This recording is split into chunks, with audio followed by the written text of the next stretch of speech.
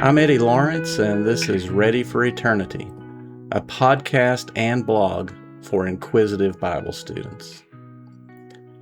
There's a number where familiarity ends and anonymity begins. It's called Dunbar's number. Robin Dunbar, a British anthropologist, hypothesizes that we have a limit of roughly 150 people we can maintain stable relationships with. Relationships in which an individual knows who each person is and how they connect to everyone else. Beyond that number, we might recognize faces, but we can't know stories. Churches hit this wall also. At around 150 to 200 people, additional church growth becomes difficult without sustained strategic effort. Church growth experts call it the barrier, and they've built an entire industry around breaking through it. Bill Sullivan's book, 10 Steps to Breaking the 200 Barrier, is remarkably honest about what happens when churches push past this threshold. He writes, "A small church is not a microcosm of a large church, but a totally different kind of organization.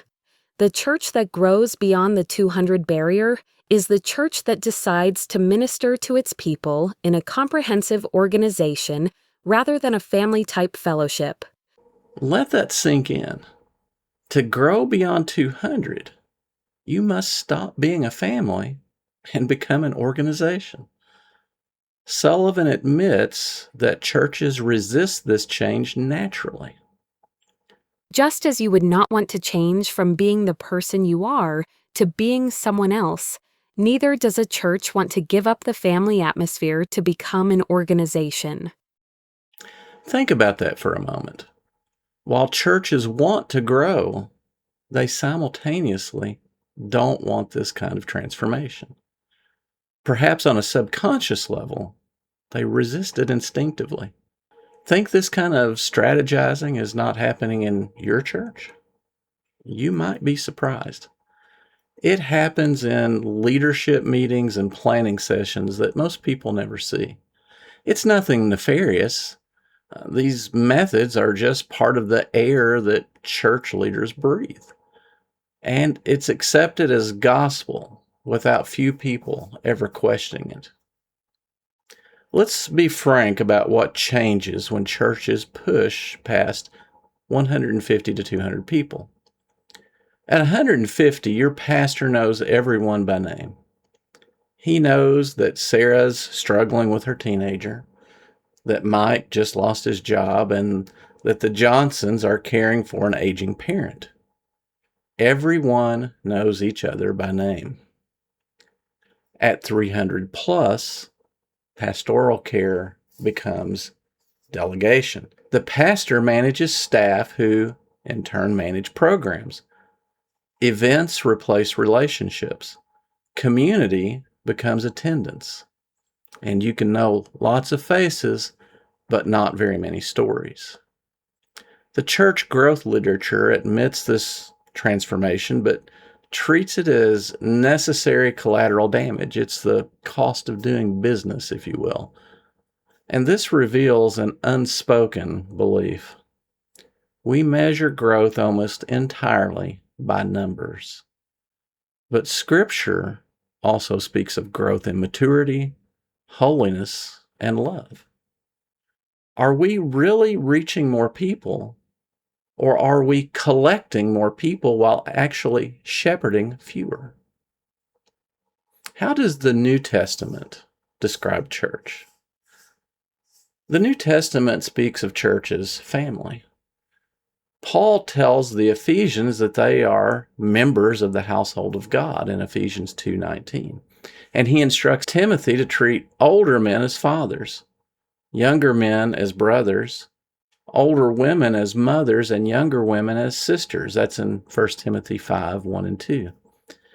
This describes a family. As far as we know, every church in the New Testament met in homes where families live. The church in Rome met in Priscilla and Aquila's house, Romans 16:5. They met in Nympha's home in Colossae, Colossians 4:15. And a church met in Philemon's house, Philemon, verse 2. These weren't starter churches waiting to graduate to real buildings. This was the norm. Paul told the Ephesian elders that he had spent 3 years admonishing everyone with tears. Everyone. Every single person. He described his ministry in Thessalonica like this. We were gentle among you, like a nursing mother caring for her children. We cared so deeply that we were delighted to share with you not only the gospel of God, but our own lives as well. That is how beloved you have become to us. 1 Thessalonians 2, verses 7 and 8. Can you share yourself with 500 people? And can 500 people become very dear to us? Can we have that same closeness of relationship with numbers beyond 200 people? Jesus said, I know my own, and my own know me. And he calls his sheep by name. So here's an uncomfortable question. Can a pastor know 500 congregants by name? At what number does shepherding become management? This isn't about limiting what God can do, but it's asking what kind of shepherding God ordinarily calls human pastors to do well. Sullivan describes what pastoral ministry becomes in a large church. He calls it focusing on quality programming, developing an expansive infrastructure, and managing changing expectations. Where in this model is the shepherd who knows his sheep? Try this test right now. If you're a pastor, can you name every member of your church? If someone walked into your office hurting, would you know their story before they told you? If not, are you their shepherd or their CEO? Sullivan is honest about what breaking the barrier costs the pastor. Leading a church in growth will require rising early and working late as a regular schedule. Responding to impossible demands for ministry will require enormous amounts of energy, far more than the pastor anticipated. He must find a way to preserve his health, to save his family, and to save his own soul, but he must persevere in pursuit of the dream. Notice what the list demands he preserve: health, family, soul, and pursuit of the dream.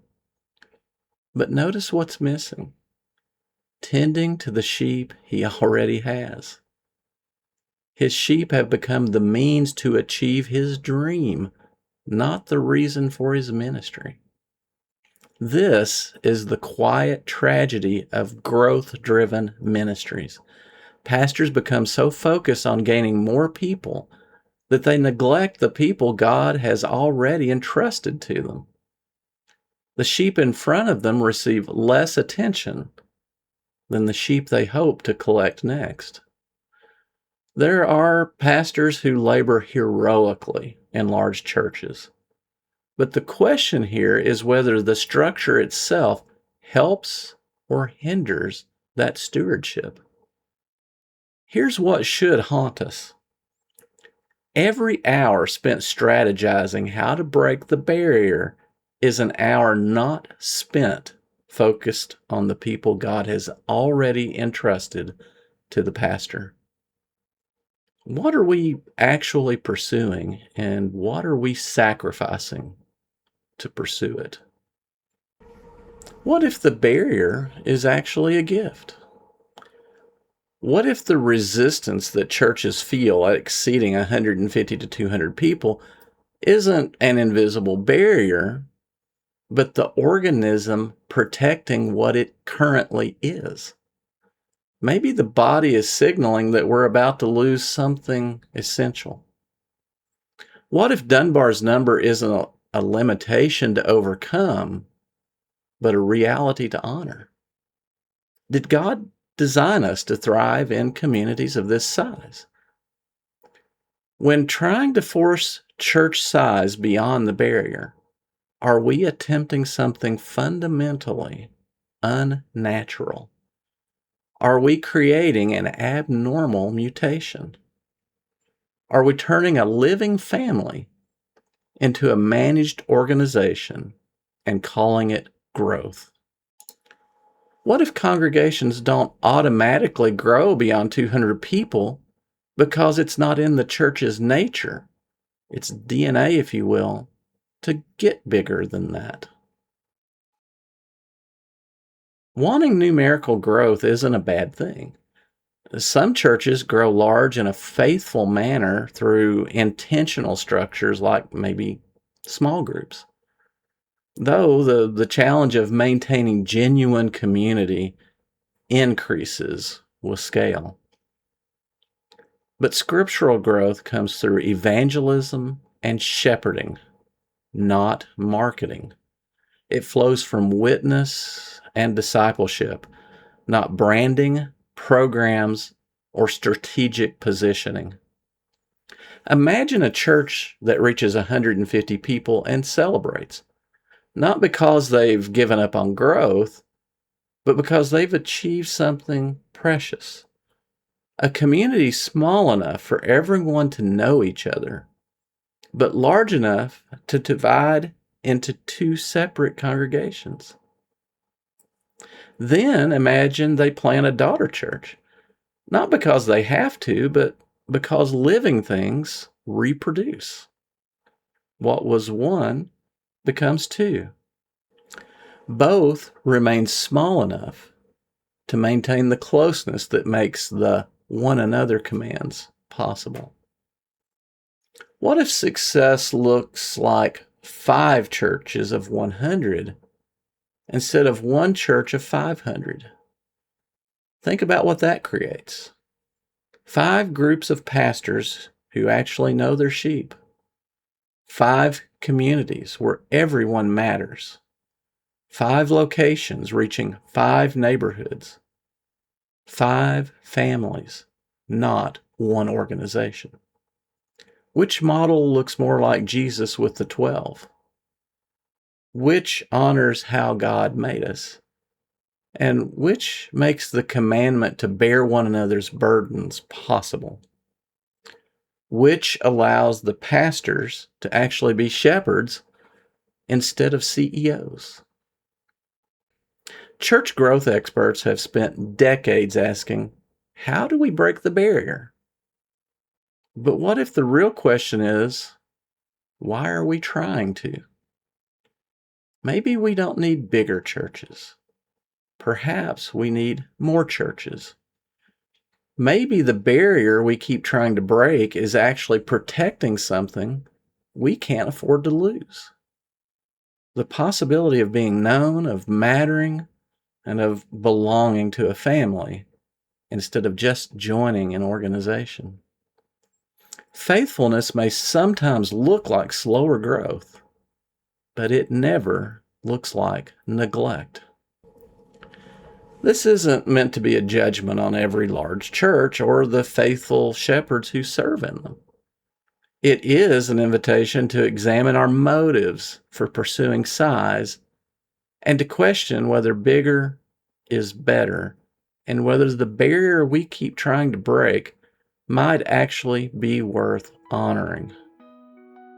Maybe God isn't calling us to break the barrier. Maybe He's calling us to honor it.